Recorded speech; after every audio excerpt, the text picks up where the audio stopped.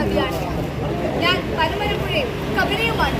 എനിക്ക് ഈ ഗതി വന്നതിന്റെ കാരണവും കാരണക്കാരും നിങ്ങൾക്കറിയാമോ?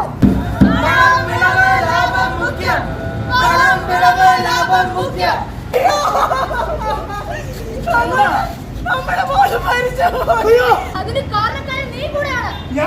അതെ, നീ തന്നെ. സ്വയം സുരക്ഷ, കുടുംബത്തിന്റെ സുരക്ഷ, മറ്റുള്ളവരുടെ സുരക്ഷ, അതെല്ലാം നിങ്ങൾ നോക്കണം. അത് വളരെ പ്രധാനപ്പെട്ടതാ.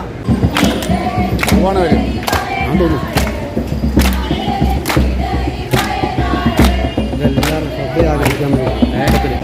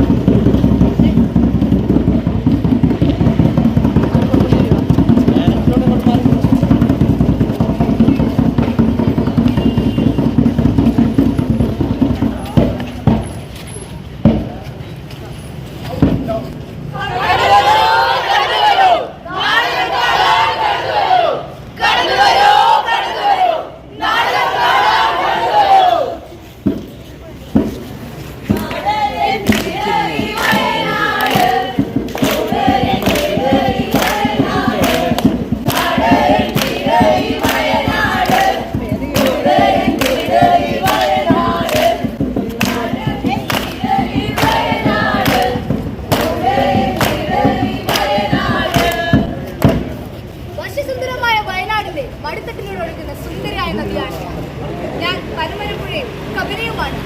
നിങ്ങൾക്കെല്ലാവർക്കും എന്റെ പ്രാധാന്യം അറിയാമല്ലോ അല്ലേ? ഒരു കാലത്ത് ഞാൻ ശുദ്ധവും ഈ നാടിന്റെ സമൃദ്ധിയുടെ സാക്ഷ്യവുമായിരുന്നു. എന്നാൽ ഇപ്പോൾ എന്നെ നോക്കൂ, ഞാൻ മലിനമായിരിക്കുന്നു. മീനുകൾ ചത്തുപൊങ്ങിയിരിക്കുന്നു. ശവത്തിന് തുല്യമായിരിക്കുകയാണ് ഞാൻ. എനിക്ക് ഈ ഗതി വന്നതിന്റെ കാരണവും കാരണക്കാരും നിങ്ങൾക്കറിയാമോ?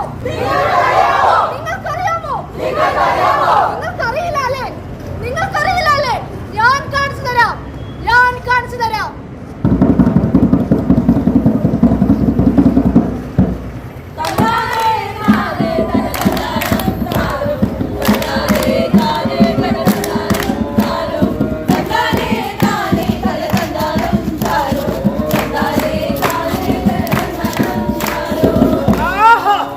എന്തൊരു രസം!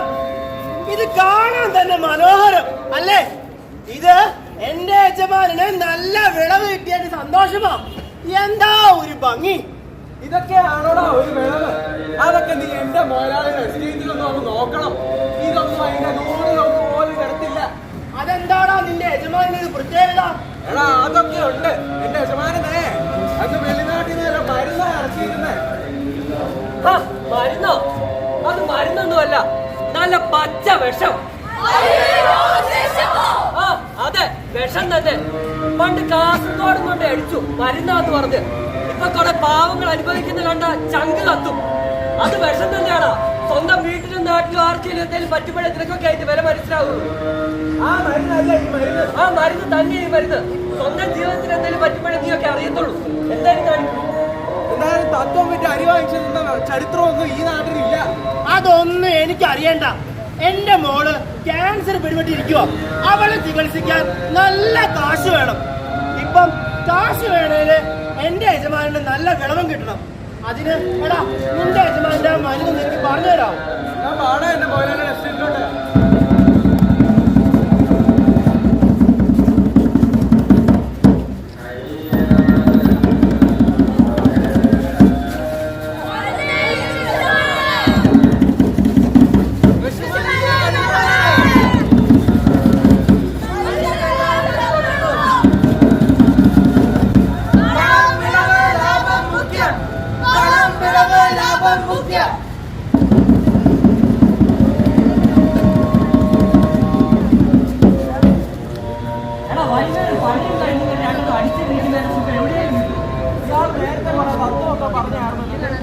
മാത്രമല്ല നമ്മള് ഭാവിയുടെ അടുത്ത് വരുന്നേ. കുട്ടിയുടെ കാര്യത്തിൽ അങ്ങനെ തത്വമൊന്നുമില്ല. ഈ രണ്ടെണ്ണം കുറിച്ച് പക്ഷെ പണ്ട് ഇവൻ പറഞ്ഞ് ഇവന്റെ യജമാനന്റെ മരുന്ന് വന്ന ശേഷം എന്റെ യജമാനന്റെ വിളവൊന്ന് കാണണം മോനെ.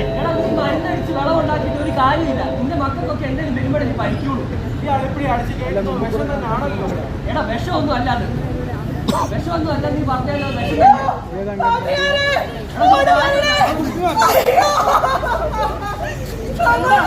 നമ്മുടെ മോള് മരിച്ചു.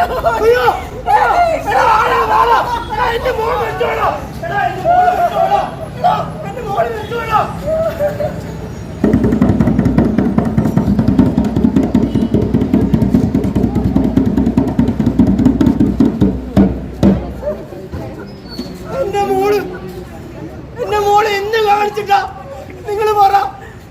അവള് പുക വലിക്കില്ല, ഒരു ലഹരി പദാർത്ഥം പോലും ഉപയോഗിക്കില്ല. പിന്നെ എങ്ങനെ എന്റെ മോള് മരിച്ചേ? നിങ്ങൾ ആരെങ്കിലും പറ. ഞാൻ ചെയ്തോ? ഇല്ല, എനിക്ക് ആരെങ്കിലും പറഞ്ഞതാ. എന്റെ മകൾ മരിച്ചു നീ പറയുന്നുണ്ടല്ലോ, അതിന് കാരണക്കാരൻ നീ കൂടെയാണ്. ഞാനോ? അതെ, നീ തന്നെ. പണം, വിളവ്, ലാഭം മുഖ്യമല്ലേ?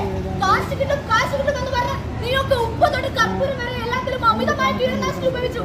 അതിന്റെ പരിണിത ഫലമാണ് നിന്റെ മകളുടെ മരണം. നിന്റെ മകൾ മാത്രമല്ല, ഇനിയും മനുഷ്യ ജന്മം മരിക്കും. നീയൊക്കെ എന്നെ കൂടി കൊല്ലും. അപ്പോഴേ നിനക്കൊക്കെ അടങ്ങും.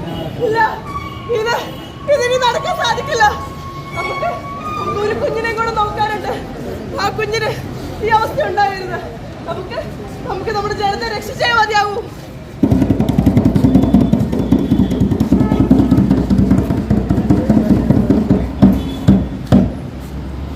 പ്രിയമുള്ള സഹോദരങ്ങളെ, നിങ്ങൾക്ക് എല്ലാവർക്കും അറിയാലോ എന്റെ മോള് എങ്ങനെയാ മരിച്ചത്.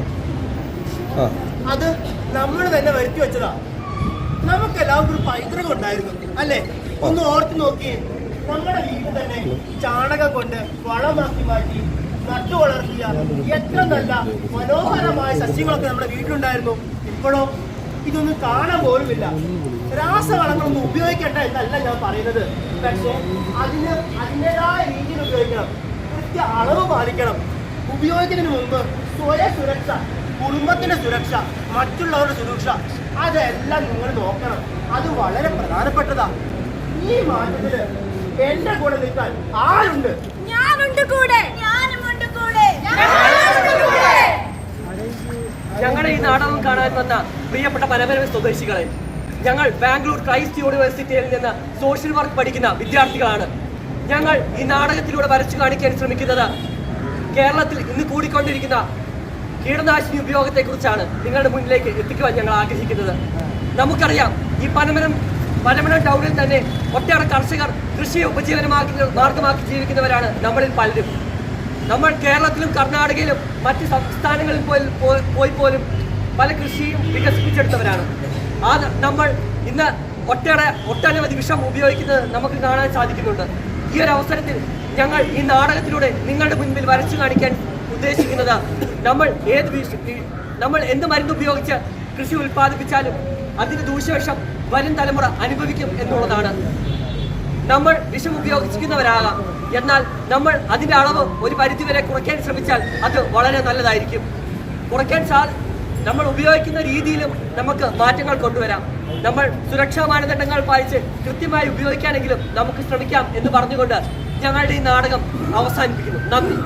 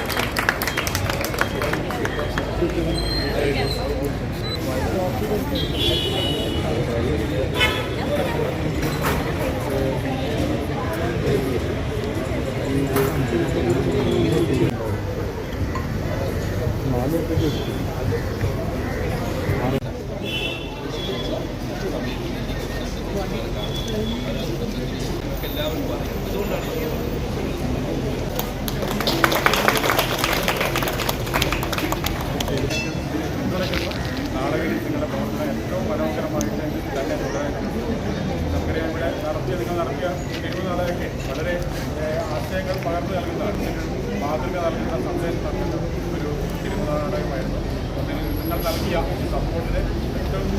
കുപ്പായം ഉപയോഗിക്കുകയാണ്.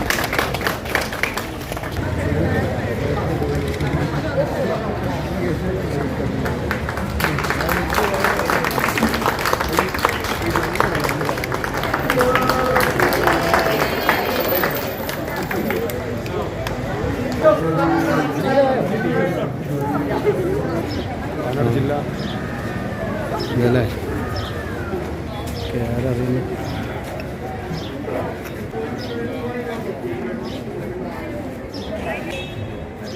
ഏതാ യൂണിവേഴ്സിറ്റി